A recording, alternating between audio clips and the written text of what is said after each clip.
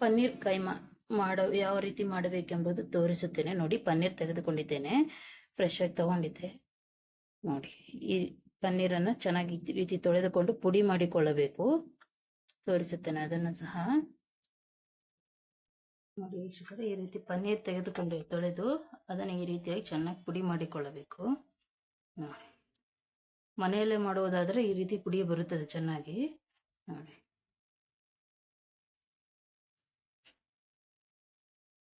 ಈ ರೀತಿಯಾಗಿ ಎಲ್ಲದನ್ನು ಮಾಡಿಕೊಳ್ಳಬೇಕು ನಿಧಾನವಾಗಿ.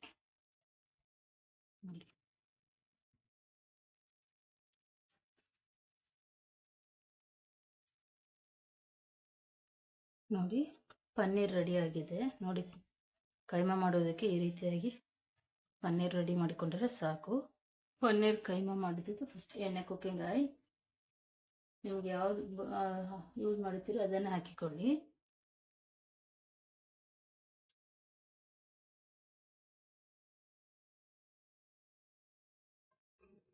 ಎಣ್ಣೆ ಕಾದಿದೆ. ಜೀರಿಗೆ, ಸಾಸಿವೆ ಸಿಡಿತಾ ಇದೆ. ಒಣಮೆಣಸಿನಕಾಯಿ, ಬೇವಿನ ಸೊಪ್ಪು, ಆನಿಯನ್, ನೋಡಿ, ಈರುಳ್ಳಿ,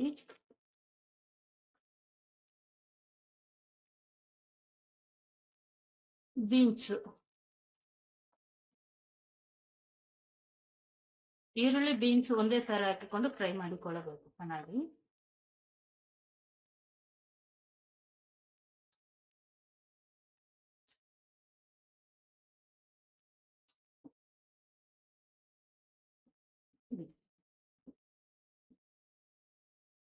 ಈ ರೀತಿಯಾಗಿ ಚೆನ್ನಾಗಿ ಫ್ರೈ ಮಾಡಿಕೊಳ್ಳಬೇಕು. ಇದು ಚೆನ್ನಾಗಿ ಫ್ರೈ ಮಾಡಿಕೊಳ್ಳಬೇಕು. ಇದಕ್ಕೆ ಅರಿಶಿನ, ಸ್ವಲ್ಪ ಉಪ್ಪು ಹಾಕಿಕೊಳ್ಳಬೇಕು. ನೋಡಿ, ಅರಿಶಿನ ಪುಡಿ, ಟರ್ಮರಿಕ್, ಸ್ವಲ್ಪ ಸಾಲ್ಟ್ ಹಾಕಿ ಚೆನ್ನಾಗಿ ಮಿಕ್ಸ್ ಮಾಡಿಕೊಳ್ಳಿ. ಈ ರೀತಿಯಾಗಿ ಈರುಳ್ಳಿ ಮತ್ತೆ ಬೀನ್ಸ್ ಚೆನ್ನಾಗಿ ಫ್ರೈ ಆಗಿರುತ್ತೆ. ಸ್ವಲ್ಪ 20 to 30% ಆದರೆ ಸಾಕು. ಇದಕ್ಕೆ ಗ್ರೀನ್ ಕ್ಯಾಪ್ಸಿಕಮ್ ಇದ್ದರೆ ಹಾಕಿಕೊಳ್ಳಿ, ಇಲ್ಲದ್ರೆ ಸ್ಕಿಪ್ ಮಾಡಿ. ರೆಡ್ ಕ್ಯಾಪ್ಸಿಕಮ್, ಪೇಸ್ಟು ಸ್ವಲ್ಪ,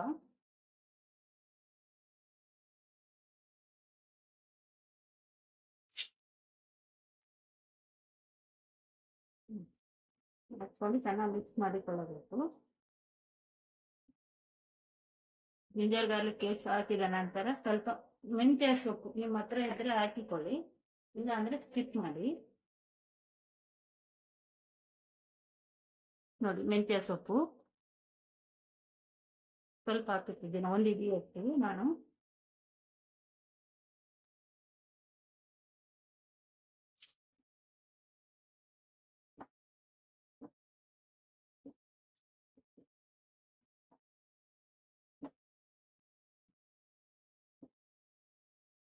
ನೋಡಿ, ಮೆಂತ್ಯ ಸೊಪ್ಪು ಚೆನ್ನಾಗಿ ಮಿಕ್ಸ್ ಆಗಿದೆ. ಅದಕ್ಕೆ ಸ್ವಲ್ಪ ಅರಿಶಿನ, ರುಚಿಗೆ ತಕ್ಕಷ್ಟು ಖಾರ, ನೋಡಿ ಎಷ್ಟು ತಿನ್ನುತ್ತೀರಿ ಅದಕ್ಕೆ ಖಾರ, ರೆಡ್ ಚಿಲ್ಲಿ ಪೌಡರ್, ಧನಿಯಾ ಪುಡಿ, ಗರಂ ಮಸಾಲ ಪುಡಿ, ಸ್ವಲ್ಪ ಜೀರಿಗೆ ಮೇಲೆ ಹಾಕಿಕೊಂಡ್ರೆ ಸಾಕು. ಇದನ್ನು ಚೆನ್ನಾಗಿ ಮಿಕ್ಸ್ ಮಾಡಿಕೊಳ್ಳಬೇಕು. ಈ ರೀತಿಯಾಗಿ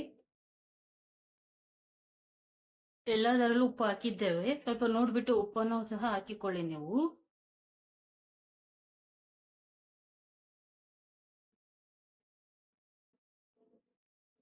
ಪನ್ನೀರು ನೋಡಿ, ಈ ರೀತಿ ಸ್ಮ್ಯಾಶ್ ಮಾಡಿಕೊಂಡಿದ್ದೇವಲ್ಲ, ಪನ್ನೀರು ಹಾಕಿಕೊಳ್ಳುತ್ತೇನೆ.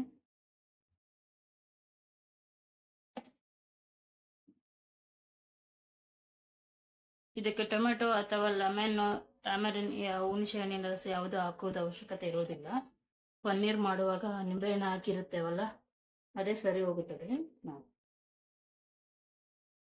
ಇದನ್ನು ಈ ರೀತಿಯಾಗಿ ಮಿಕ್ಸ್ ಮಾಡಿ ಅಂದರೆ ಸಾಕು.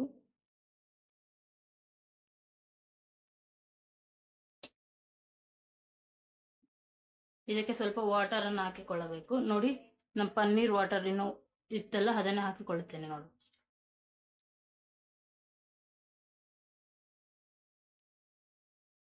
ಇಷ್ಟಾದರೆ ಸಾಕು. ಚಿಕ್ಕ ಸ್ಪೂನು ನೋಡಿ, ಇದು 3 ಸ್ಪೂನ್ ಹಾಕಿದ್ದೇನೆ ನಾನು. ಇದರಿಂದ ನಾನು ಮಿಕ್ಸ್ ಮಾಡಿಕೊಂಡರೆ ಸಾಕು.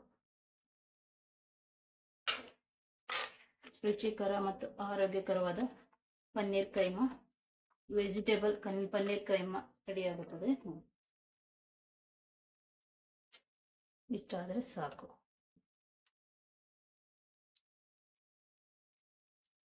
ಕೊತ್ತಂಬರಿ ಸೊಪ್ಪು,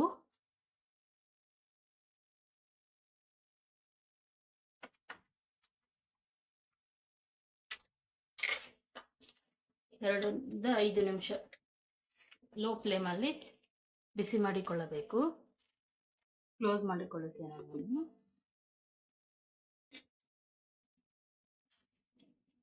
ನೋಡಿ, ಪನ್ನೀರ್ ವೆಜಿಟೇಬಲ್ ಕೈಮಾ ರೆಡಿ ಆಗಿದೆ.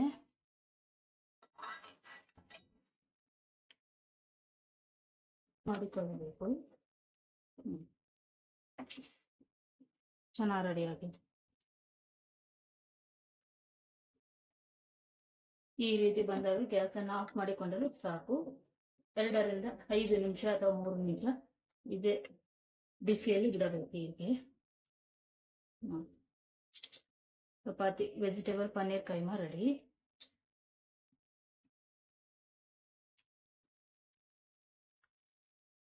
ಈ ವಿಡಿಯೋ ಇಷ್ಟವಾದರೆ ಲೈಕ್ ಮಾಡಿ, ಶೇರ್ ಮಾಡಿ, ಸಬ್ಸ್ಕ್ರೈಬ್ ಮಾಡಿ. Thank you viewers.